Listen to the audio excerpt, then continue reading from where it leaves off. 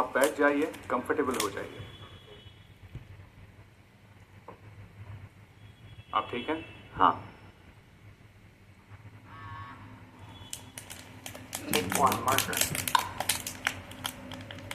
You want to just start by introducing yourself? Hello, world. Bailey, take 3. You good? This is the worst part, man. I don't like this. I worked at Facebook in 2011 and 2012.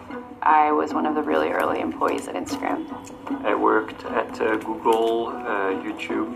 Apple, Google, Twitter, Palm.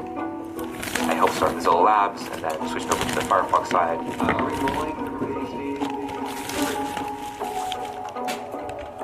I worked at Twitter.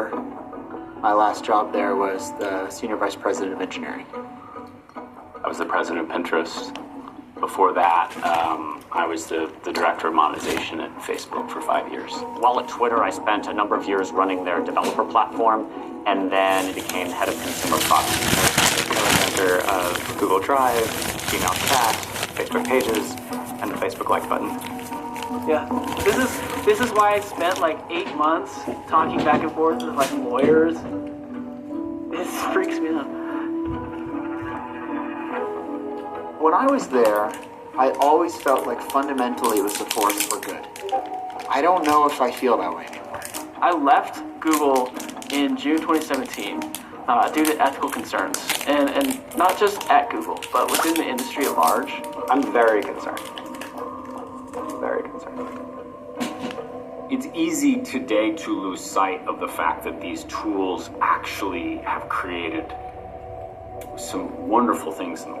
They've reunited lost family members. They've found organ donors. I mean, there were meaningful systemic changes happening around the world because of these platforms that were positive. I think we were naive about the flip side of that coin. Yeah, these things, you release them and they take on a life of their own. And how they're used is pretty different than how you expected. Nobody, I deeply believe, ever intended any of these consequences. There's no one bad guy, no. Absolutely not.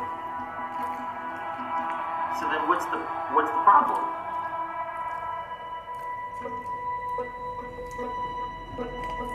Is there a problem, and what is the problem?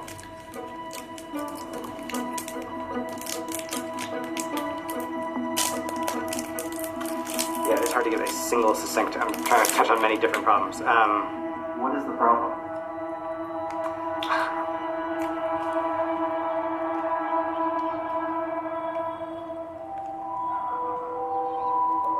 Despite facing mounting criticism, the so-called big tech names are getting bigger. The entire tech industry is under a new level of scrutiny. And a new study sheds light on the link between mental health and social media use. Here to talk about the latest research is going on that gets no coverage at all.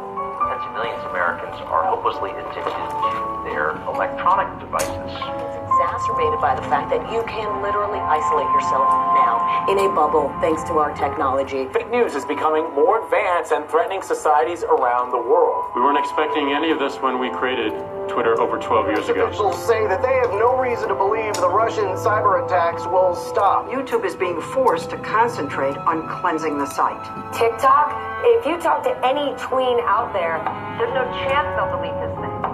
Hey, Isla, can you get the table ready, please? Now there's a serious question about whether social media is making your child depressed. Isla, can you set the table, please? Cosmetic procedures are becoming so popular with teens, plastic surgeons have coined a new syndrome for it. Snapchat dysmorphia, with young patients wanting surgery so they can look more like they do in filtered selfies. Still don't see why you let her have that thing. What was I supposed to do? I mean, every other kid in her class had one. She's only 11. Cass, no one's forcing you to get one. You can stay disconnected as long as you want. Hey, I'm connected without a cell phone, okay? I'm on the internet right now. Also, that isn't even actual connection. It's just a load of Surveillance capitalism has come to shape our politics and culture in ways that many people don't perceive. ISIS-inspired followers online, and now white supremacists are doing the same. Recently in India, internet lynch mobs have killed a dozen people, including It's not just fake news, it's actually fake news of consequences. How do you handle an epidemic in the age of fake news? Can you get the coronavirus by eating Chinese food? We have gone from the information age into the disinformation Our democracy is under assault. What I said was, I think the tools that have been created today are starting to erode the social fabric of how society works.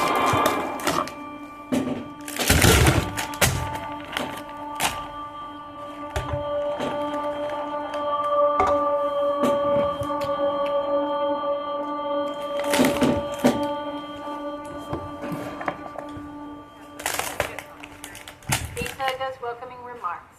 We play the video. And then, ladies and gentlemen, John Harris. Right. So come up and basically say thank you all for coming. So today I want to talk about a new agenda for technology. And why we want to do that is because if you ask people what's wrong in the tech industry right now, there's a cacophony of grievances and scandals, and they stole our data, and there's tech addiction, and there's fake news, and there's polarization, and there's some elections that are getting hacked. But is there something that is beneath all these problems that's causing all these things to happen at once? Does this feel good? Very good. Yeah. I'm just trying to, I want people to see, there's a problem happening in the tech industry, and it doesn't have a name. And it has to do with one source, one. When you look around you, it feels like the world is going crazy. You have to ask yourself, is this normal? Or have we all fallen under some kind of spell?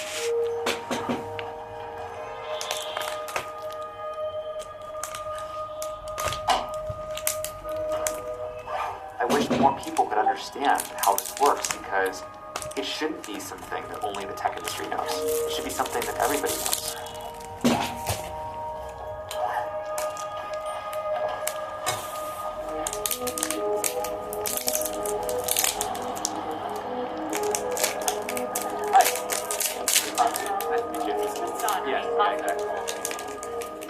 Tristan Harris is a former design ethicist for Google and has been called the closest thing Silicon Valley has to a conscience. He's asking the tech industry to bring what he calls ethical design to its products. It's rare for a tech insider to be so blunt, but Tristan Harris believes someone needs to be. When I was at Google, I was on the Gmail team, and I just started getting burnt out because we'd had so many conversations about, what the inbox should look like and, what color it should be. And I, felt personally addicted to email. And I found it fascinating. There was no one at Gmail working on making it less addictive. And I was like, is anybody else thinking about this? I haven't heard anybody talk about this. And I was feeling this frustration with the tech industry overall, that we kind of lost our way. I really struggled to try and figure out how from the inside we could change it. And that was when I decided to make a presentation, kind of a call to arms. Every day I went home and I worked on it for a couple hours every single night. It basically just said, never before in history have 50 designers, 20 to 35-year-old white guys in California, made decisions that would have an impact on 2 billion people. 2 billion people will have thoughts that they didn't intend to have because a designer at Google said this is how notifications work on that screen that you wake up to in the morning. And we have a moral responsibility as Google for solving this problem. And I sent this presentation to about 15, 20 of my closest colleagues at Google. I was very nervous about it. I wasn't sure how it was going to land. When I went to work the next day, most of the laptops had the presentation open. Later that day, there was 400 simultaneous viewers, and so it just kept growing and growing. I got emails from all around the company. People in every department saying, I totally agree. I see this affecting my kids. I see this affecting the people around me. We have to do something about this. I felt like I was sort of launching a revolution or something like that. Later, I found out Larry Page had been notified about this presentation in 3 separate meetings that day. And so it created this kind of cultural moment that Google needed to take seriously. And then, nothing.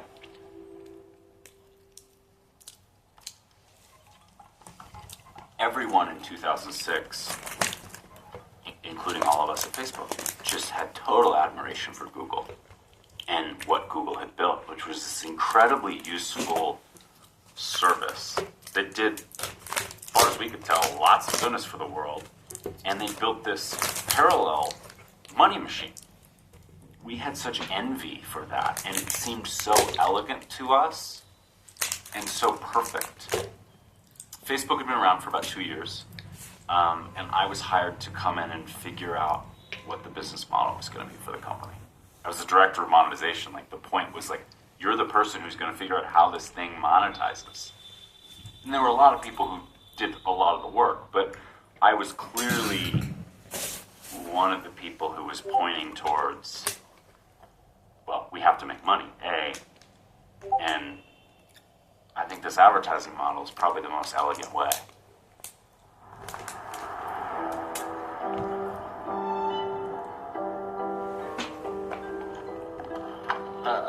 What's this video Mom just sent us? Oh, that's from a talk show, but that's pretty good.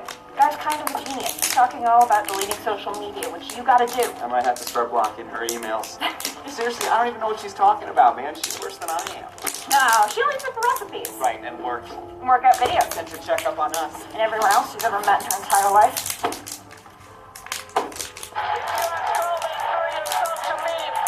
While you're watching us, you need to put the damn phone down and listen up. Because our next guest has written an incredible book about how much it's wrecking our lives. Please welcome author of 10 Arguments for Deleting Your Social Media Accounts right now, Jaron Lanier. Companies like Google and Facebook are some of the wealthiest and most successful of all time. They have relatively few employees. They just have this giant computer that rakes in money, right? Now, what are they being paid for? That's a really important question. So I've been an investor in technology for 35 years. The first 50 years of Silicon Valley, the industry made products, hardware, software, sold them to customers. Nice, simple business. For the last 10 years, the biggest companies in Silicon Valley have been in the business of selling their users. It's a little even trite to say now, but because we don't pay for the products that we use, advertisers pay for the products that we use. Advertisers are the customers. We're the thing being sold. The classic saying is, if you're not paying for the product, then you are the product. A lot of people think, oh, well, Google's just a search box, and Facebook's just a place to see what my friends are doing and see their photos. But what they don't realize is they're competing for your attention. So, Facebook, Snapchat, Twitter, Instagram, YouTube, companies like this, their business model is to keep people engaged on the screen. Let's figure out how to get as much of this person's attention as we possibly can. How much time can we get you to spend? How much of your life can we get you to give to us? When you think about how some of these companies work, it starts to make sense. There are all these services on the internet that we think of as free, but they're not free. They're paid for by advertisers. Why do advertisers pay those companies? They pay in exchange for showing their ads to us. We're the product. Our attention is the product being sold to advertisers. That's a little too simplistic. It's the gradual, slight, imperceptible change in your own behavior and perception that is the product. And that is the product. It's the only possible product. There's nothing else on the table that could plausibly be called the product. That's the only thing there is for them to make money from. Changing what you do, how you think, who you are. It's a gradual change. It's slight. If you can go to somebody and you say, give me $10 million and I will change the world 1% in the direction you want it to change, it's the world. That can be incredible. And that's worth a lot of money.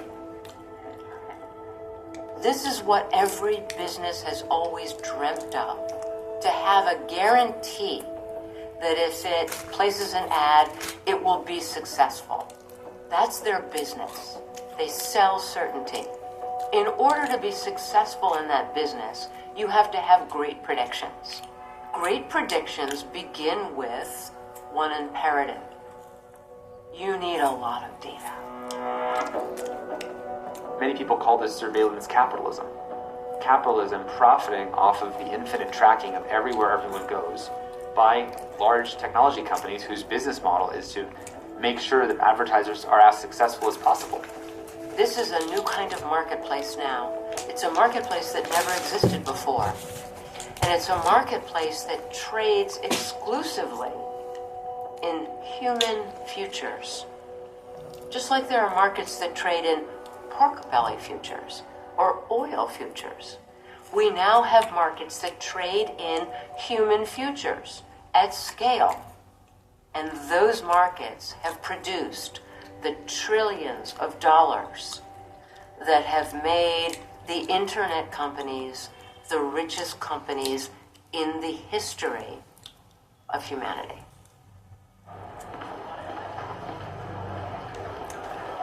What I want people to know is that everything they're doing online is being watched, is being tracked, is being measured. Every single action you take is carefully monitored and recorded. Exactly what image you stop and look at, for how long you look at it. Oh yeah, seriously, for how long you look at it. They know when people are lonely, they know when people are depressed, they know when people are looking at photos of your ex-romantic partners, they know what you're doing late at night, they know the entire thing. Whether you're an introvert or an extrovert, or what kind of neuroses you have, what your personality type is like. They have more information about us than has ever been imagined in human history. It is unprecedented. And so all of this data that we're just pouring out all the time is being fed into these systems that have almost no human supervision and that are making better and better and better and better predictions about what we're going to do and who we are. A lot of people have the misconception that it's our data being sold. It's not in Facebook's business interest to give up the data. What did they do with that data? They build models that predict our actions, and whoever has the best model wins.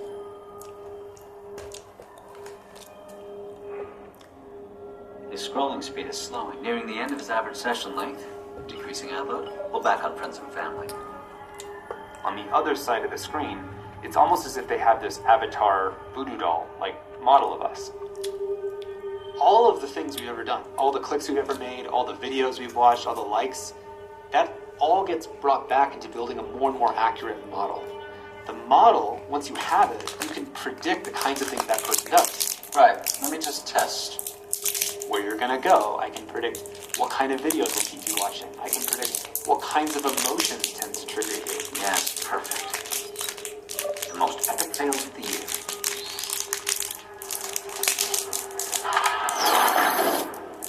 Perfect, that worked. Following with another video. Beautiful. Let's squeeze in a sneaker ad before it starts. At a lot of these technology companies, there's three main goals. There's the engagement goal to drive up your usage, to keep you scrolling. There's the growth goal to keep you coming back and inviting as many friends and getting them to invite more friends. And then there's the advertising goal to make sure that as all that's happening, we're making as much money as possible from advertising. Each of these goals are powered by algorithms whose job is to figure out what to show you to keep those numbers going up. We often talked about at Facebook this idea of being able to just dial that as needed. And, we talked about having Mark have those dials. Hey, I want more users in Korea today. Turn the dial. Let's dial up the ads a little bit. Dial up monetization just slightly. And so that at all these companies, there is that level of precision. I don't know how it didn't get carded, dude. I don't know. I might just like sucked or something. You literally pull it. Go talk to him. I know. Yeah. Go talk to him. I'm working on it. His calendar says he's on a break right now. We should be live. Want me to nudge him? Yeah, nudge away. Your friend Tyler just joined. Say hi with a wave. Come on, Ben. Send a wave. You're not even going to go talk to him.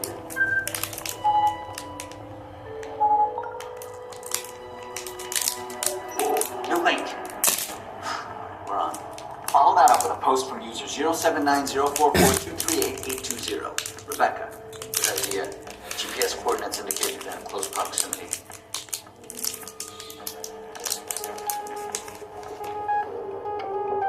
He's primed for an ad. Auction time. Sold. To Deep Fade Hair Wax, we had 468 interested bidders. We sold Ben at 3.262 cents for an impression.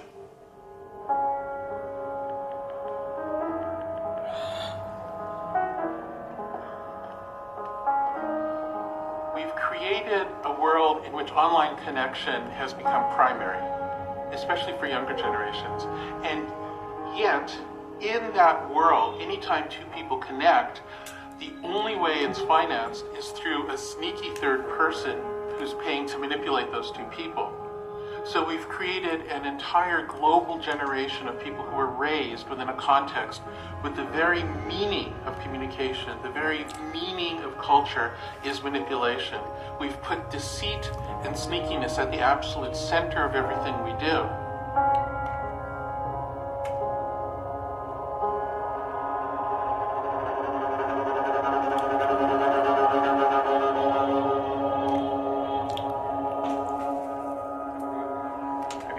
Does it help? Where does it help to hold it? How does this come across on camera if I were to do like Well, actually, we can. What? Yeah. Do that again. Exactly. Yeah. Yeah. No, it's probably not. Yeah. I mean, this one is less.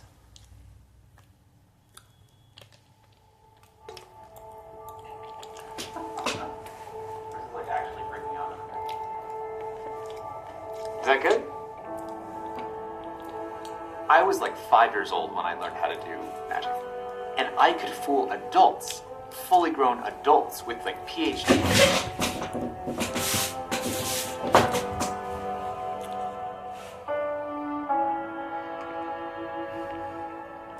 Magicians were almost like the first neuroscientists and psychologists. Like they were the ones who first understood how people's minds work.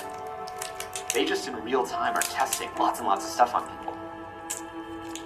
A magician understands something, some part of your mind that we're not aware of. That's what makes the illusion work.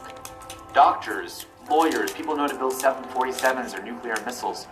They don't know more about how their own mind is vulnerable. That's a separate discipline. And it's a discipline that applies to all human